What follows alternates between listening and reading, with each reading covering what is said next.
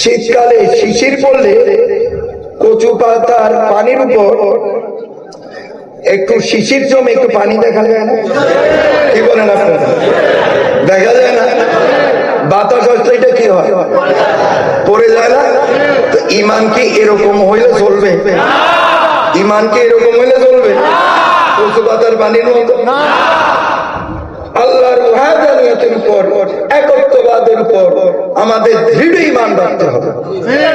বলতে হবে সমস্ত উপাসনার মালিক হচ্ছেন আল্লাহ, সেজদার মালিক হচ্ছেন আল্লাহ, কুল্লু মখলুকাতের মালিক হচ্ছে কে?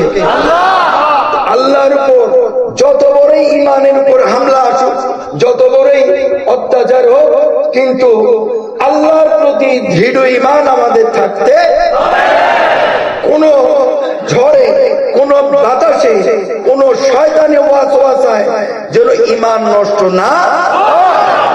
উচ্চ স্বরে বলেন না।